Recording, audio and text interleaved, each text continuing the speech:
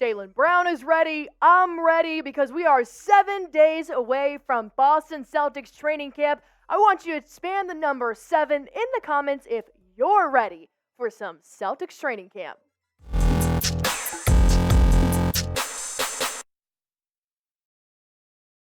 What's going on, Celtics fans? We are officially 1 week away from basketball being back in Boston, and there's a lot of storylines heading into this year's training camp. I'm Allie Barefoot. My producer, Smitty, is right here to my right, and we're going to break down a couple of key topics that we've seen lingering around the NBA rumor sphere, including the boys are now back in Boston, except for Brogden. Not surprising, he's got a little beef with the front office right now, but of course, Point Tatum might be making his return this year. Not actually slated at the point guard position, but a lot more ball handling is coming his way. And Porzingis just recently recovered from an injury to his right foot. It had him out for about 4 to 6 weeks, but now he's been practicing. But will it be a problem heading into the season? We're going to unpack all of this, but of course, it has to start when all the players do arrive in Boston, which they've all been working out. Brogden has reportedly not arrived in Boston yet. This is not a big surprise. This is no need to panic right now. He's got a little bit of a tiff with the front office, but a Celtics insider did say that he does his workouts back in Atlanta. Usually he goes overseas and does a bunch of community stuff, so we don't see a lot of Malcolm Brogdon in the offseason. I don't think there's been any shift. There's nothing new about this. We're left to wonder if he's a little mad, he's the last guy to roll into town for training camp. Do not hit the panic button just yet. This is not like the NFL where they can just hold out and wait for something better to happen. Brogdon's been working out. He hasn't been eating Doritos on the couch like I have all summer. He's ready to play. Would I like him to actually be working out with the Boston Celtics and building that team chemistry? Of course I would. But he's not very happy with Boston right now because they traded him to LA, and then LA traded him back. So he's got a little bit of a beef going on, but I hope this doesn't linger into the regular season. I'm a little bit worried that it's going to, but are you guys worried about Brogdon being back in Boston? Go on ahead and type C for concerned, type not NC for not concerned. Like I said, I'm just a little bit concerned that it's going to linger longer than it should. But the guys are working out regardless, including rookie Jordan Walsh. He has said he has been working his butt off. He's hungry. He's ready to play. He's been working with a lot of other players on the team, which is great. He's been defending Derek White. He's been talking to Big Al. And I want you to know he's going to be a fantastic player for the Celtics organization, whether he gets a lot of minutes this year or not. He was drafted 38th overall in the 2023 NBA draft. Like I said, he's been going one-on-one with Derek White. I don't think there is a better point guard I want to match up with right now in the Eastern Conference than Derek White to really be giving that rookie some reps. And he's going to nobody other than Big Al himself for advice. I want Big Al to give me some advice. He's been on this planet for a while, 37 years old, so I want to hear what he has to say. And I'm going to tell you what Al Horford told Jordan Walsh right after you find out about my new favorite app, Prize Picks. Celtics Today has a super new exciting sponsor. It's called Prize Picks. It's one of my favorite apps to use. All you have to do is either pick more or less on about 2 to 6 players' projected stats, and you can win up to 25 times the amount of money on any injury. It's so easy to use, guys. It takes less than 60 seconds to pick more or less for a player, and Prize Picks offers frequent discounts and bonuses. For any game, I immediately go to Prize Picks and select my top choices. They even have some players ahead of the NBA season, but I picked some for the upcoming NFL slate. I've got Mac Jones more than 207.5 passing yards. I have his receiver, Kendrick Bourne, a little bit less than 36.5 receiving yards. Little controversial, but I want to see what happens. Tyreek Hill and Justin Jefferson have been dominating, so I took Tyreek Hill to have more and JJ to have less. Go on ahead and make your picks and see what you can figure out. All you have to do is go to prizepicks.com/CLNS and use code CLNS for a first-time deposit match up to $100.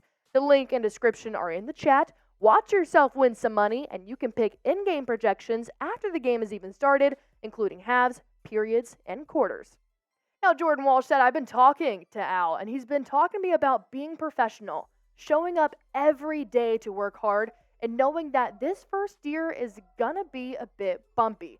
I don't blame him. I think that's great advice for the rookie, knowing that it's not going to go the way that you want. Jayson Tatum didn't have the stats that he's putting up today during his rookie year, so it's going to take a little bit of time. But the fact that you have that veteran leadership in Al Horford, you can even go above and beyond, and you can get somebody else like a Kristaps Porzingis a little bit older.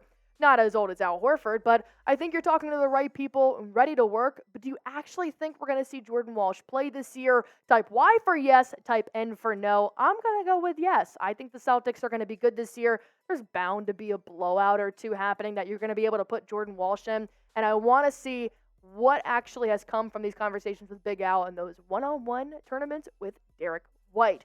Speaking of Derek White, he's going to have Jayson Tatum as his right-hand man because Point Tatum might be back for the season, as ESPN's Ramona Shelburne has been saying Tatum has been practicing his ability to play the top of the key all summer long. This is not something Celtics fans are new to. We have definitely seen him run the court more times than not. He's not going to be taking over Derek White's position. He's still our small forward, but he's definitely going to be doing a little bit more of the ball handling, which is no surprise because last year he actually had the most touches on offense at about 75%. Jaylen Brown slightly less at about 65% underneath him. And then Derek White is actually at the bottom. I actually prefer this because Derek White's role has really just been take it up the court, go across half court, and then just dish it out to one of the Jays. Now we can dish it out to Kristaps Porzingis, which is going to be a great addition in the paint.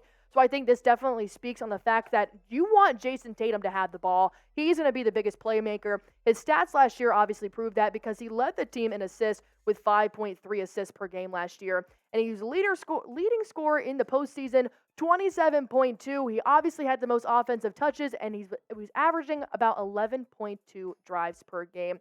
I, of course, would like to see the drives happen a little bit more if he's going to be running the top of the key just a little bit more this season than he was last year because, of course, you're not going to have Marcus Smart.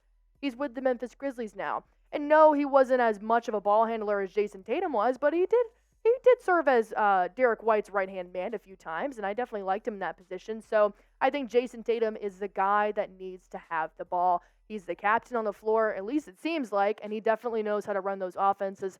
So give me one word to describe how you feel about Tatum at the top of the key. I think my word's going to be confident. I want that ball in Tatum's hands. I think he knows exactly what to do with it. So let me know what you think down in the comments. And while you're at it, you can always follow me on Twitter. I told you guys last show I'd be giving out my new followers a shout out. And of course, that's exactly what we're doing. We got Mardog83 here at the top. We got a ton of great new followers. Actually, Duncan had a conversation with me on Twitter, asked a bunch of great questions, even gave my producer Smitty a nice follow. Shout out to Duncan. And they weren't the only ones. We even had more people that did follow us. Of course, Kixaholics413 did like some of my tweets. He gave me a great shout out. You guys are awesome. Continue to follow me. My @ is down below. It's AR Barefoot. I'm going to be tweeting all the most up-to-date information about the Boston Celtics, including Kristaps Porzingis's, that's hard, health. So basically, he missed about 4 to 6 weeks. He missed the World Cup for Latvia because he recently recovered from plantar fasciitis in his right foot.